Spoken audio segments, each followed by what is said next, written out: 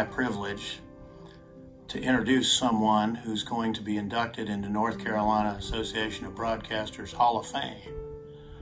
And that's a big deal.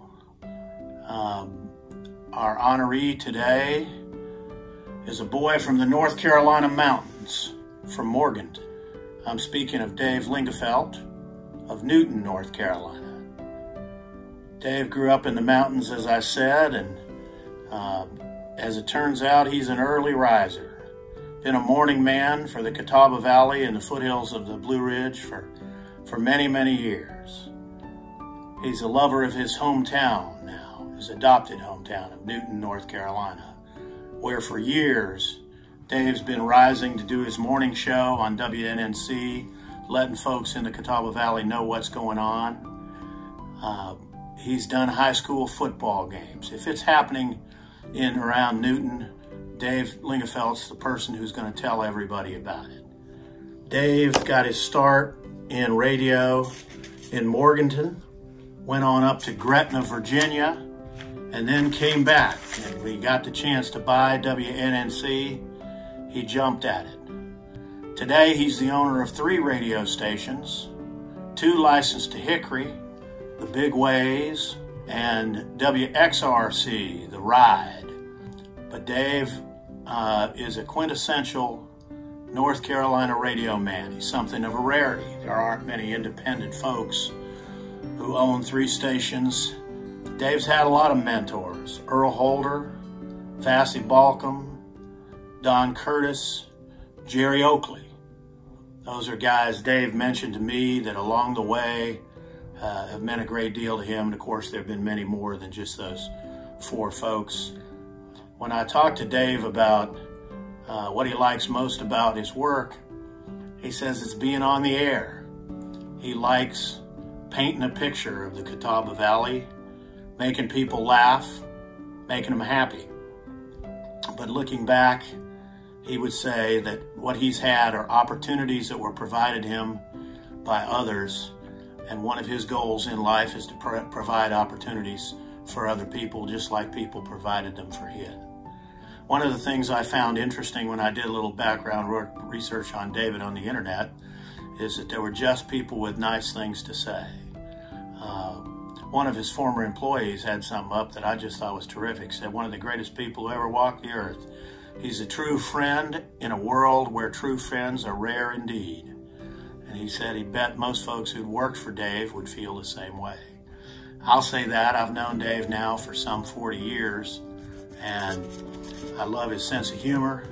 I love his boyish enjoyment of life and his desire to make people smile. And it's my pleasure to smile and say, congratulations, David, on being inducted into the North Carolina Association of Broadcasters Hall of Fame. No greater recognition than for your peers to think that about you. Congratulations, buddy. Dave, congratulations on joining the Hall of Fame. So many times when we induct people into the Hall, we're looking back on their career, but I don't think that's appropriate for you because you're probably one of the most in the moment and future-oriented people I've ever met in my career. So we're looking forward to hearing what you have to say today and in the years moving forward on Big Ways and 95.7 The Ride. I'm so pleased to call you a friend and my radio uncle, and so happy, and I'm sure Janet and Elizabeth are equally as well, to see you join your friends Vassy Balcom, Jan Cadell, and so many others you've known throughout all your many years of being associated with NCAB and broadcasting in North Carolina. Congratulations. Well, a lot of us have been in this industry a long time, and we all love it. But very few of us can claim the devotion and the dedication of Dave Lingafelt. Now, Dave's first love is community broadcasting, and in this regard, he's still on the air every morning as the morning man of his hometown station. Dave is also a qualified and knowledgeable engineer, and he does all of the engineering of his radio stations. Dave is a great salesperson. He's a great copywriter. His typical day starts at 4 a.m. and ends about 7 p.m. but somehow he always has time for new projects and old friends like me. And if you think his devotion to community broadcasting is something, just take a look at his 100,000 watt station WXRC. Now that's his hobby. It's really more of a hobby, because his approach is and always has been and always will be very non-conventional. But the listeners love it. 325,000 cum listeners to that radio station, and that only includes the ones in North Carolina. A true Hall of Famer, unique, one of a kind, and a credit and inspiration to all of us. Congratulations, Dave Lingafelt. Hey, I'm Dave in the Morning, and 2020 has been a crazy year. Everybody knows that, but this might be one of the crazier things that's happened in 2020. Dave in the Morning getting inducted into the North Carolina Association of Broadcasters Hall of Fame. It started with a phone call from the president of the association, Trip Savory, to me saying, "Good news, Dave. We're going to induct you into the North Carolina Association of Broadcasters Hall of Fame." To which I said, "Why? Well, what have I done?" And he started stumbling around. He didn't have a really good answer, but it popped in my head what I remember from a long time ago when I worked for a guy in Virginia. Lyle Motley was his name. He got inducted into the Virginia Association of Broadcasters Hall of Fame. So I went to see him, and I patted him on the back and congratulated him and told him how proud I was. He let me get through with all that stuff, and then he said to me with a little smile, "Dave, all it means is that I've been around a long time." That's when it hit me. Now I know why I'm going into the Association of Broadcasters Hall of Fame. Been around a long time, but it's still a great honor, and I've been blessed to be around a long time as well. You know, I looked at the list, and it's pretty incredible. The North Carolina Association of Broadcasters Hall of Fame has so many awesome people. There's Jesse Helms and Andy Griffith, and there's all kinds of people in there. Cy Bahackle, Carl Venters, Don Curtis. I'm not sure what happened there. And then I ran across my special friend, the late Vassy Balcom, and my buddy in West Jefferson, Jan Cadell.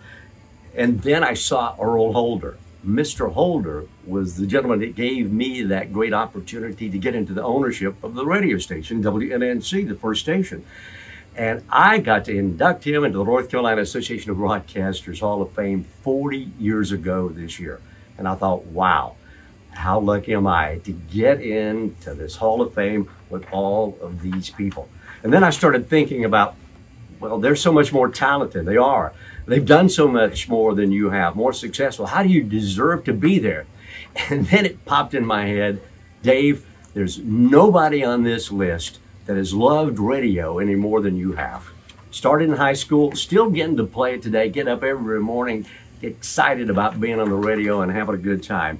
So that's a good reason for being in the Hall of Fame, and I thank you for that.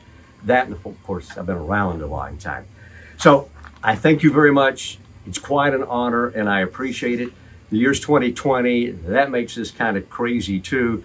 And when Trip Savory looks back at his presidency, he's going to see a lot of things, but when he sees that Dave in the Morning got put into the association's Hall of Fame, he's going to say, what were we thinking? But he won't be able to take it back because we're still going to keep it in there. Thank you very much for that honor, and tell everybody that everything's going to be all right. That's what we tell them every day. The Wacky Wake Up Crew. Thank you for putting me into the association's Hall of Fame.